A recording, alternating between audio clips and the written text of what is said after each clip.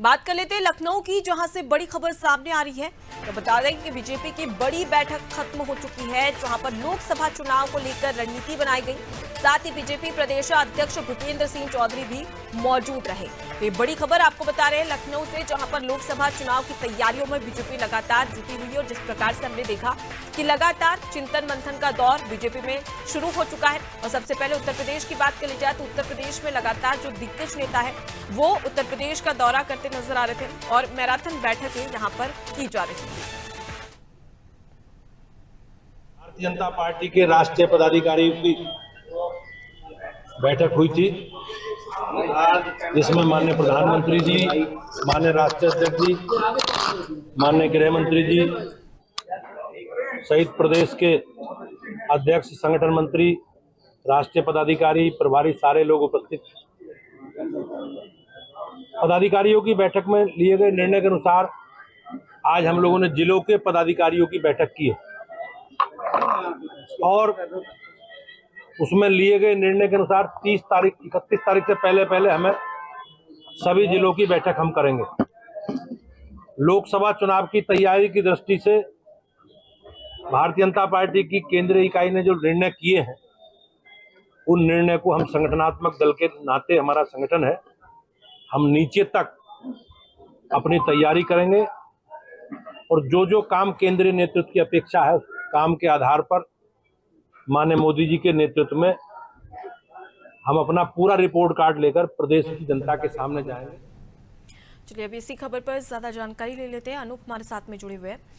अनूप, बैठक खत्म हो चुकी है, लोकसभा चुनाव को लेकर क्या स्ट्रेटेजी बनाई गई है बीजेपी के द्वारा? अब तक क्या कुछ निकलकर बैठक को लेकर सामने आया है? देखिए, चुनाव ये बैठकें चल रही है और लोकसभा चुनाव को लेकर ही ये सारी बैठकें थी। और भारतीय जनता पार्टी का जो अभी तक जो निष्कर्ष निकला है उसमें ये है कि अगर चुनाव जीतना है तो बूथ जीतना होगा, यानी बूथ स्तर पर जो कार्यकर्ताओं को मजबूती कैसे की जाए। और जो आज बैठक हो रही थी, इससे पहले तमाम जो पदाधिकारियों की बैठक हो चुकी थी और आज जो बैठक हुई थी इसके बारे में भूपेंद्र सिंह चौधरी जो भारतीय जनता पार्टी के प्रदेश अध्यक्ष है, उनका साफ कहना था कि जिस तरह से 22 और 23 दिसंबर को बैठक हुई थी, जिसमें राष्ट्रीय पदाधिकारी उसमें अमित शाह भी थे और तमाम जेपी नड्डा भी थे जो राष्ट्रीय अध्यक्ष थे। उन्हीं के निर्देश के बाद यूपी में भी बैठकों का दौर शुरू हुआ है। 31 तारीख तक की सभी बैठकें पूरी कर लेंगे। जो जिले के पदाधिकारी हैं, चाहे वो जिले के पदाधिकारी, इससे पहले कल जो बैठक हुई थी वो मोर्चे और संगठनों के जो पदाधिकारी थे उनको लेकर बैठक हुई थी।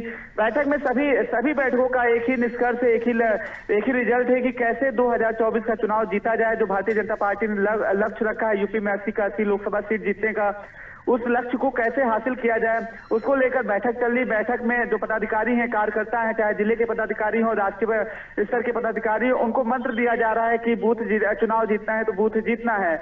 इसी को लेकर आज बड़ी बैठक चल रही थी, जिसमें दो शिफ्ट में बैठक थी। और भूपेंद्र सिंह चौधरी ने बैठक के बाद बताया भी कि 31 तारीख तक की सभी बैठकों को पूरी कर लेंगे और जो बैठक का जो रिजल्ट निकलेगा, रिपोर्ट कार्ड है, जो केंद्रीय नेतृत्व के अनुसार जो उन्हें काम सौंपा गया है, केंद्रीय नेतृत्व की जो अपेक्षाएं हैं उस पर खरे उतरेंगे और वो रिपोर्ट कार्ड को लेकर 31 तारीख के बाद जनता के बीच में जाएंगे। और उन्होंने भरोसा भी जताया कि जिस तरह से केंद्र सरकार और प्रदेश सरकार की योजनाएं हैं, अंतिम समाज के अंतिम पायदान के व्यक्ति को जो लाभ मिला है केंद्र सरकार की योजनाओं का, उन्हीं योजनाओं के दम पर जो भगवान तुल्य जनता है, वो भारतीय जनता पार्टी को एक बार यूपी में जो लक्ष्य रखा है 80 का, उसको साधने में मदद मिलेगी।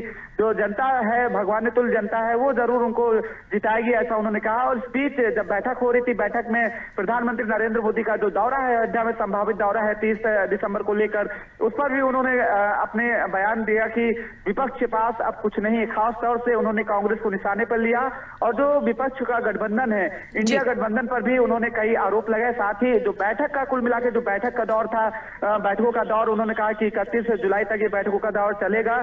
केंद्रीय नेतृत्व की जो अपेक्षाएं हैं उसको पूरा करेंगे। उसके बाद बैठकों का जो रिजल्ट निकलेगा उसके बाद उस रिपोर्ट कार्ड को लेकर जनता के बीच में जाएंगे। कहीं ना कहीं देखा जा रहा है कि काफी यहाँ पर बीजेपी विपक्ष पर निशाना साधते भी नजर आ रही है और अपनी रणनीति भी बना रही है। लेकिन वो कहा जाता है अक्सर कि केंद्र की जो गद्दी का रास्ता है वो उत्तर प्रदेश से होकर ही गुजरता है।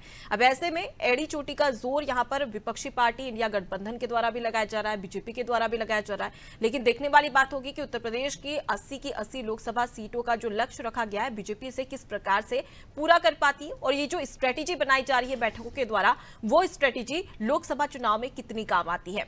फिलहाल के लिए बहुत शुक्रिया तमाम जानकारी हम तक पहुंचाने के लिए।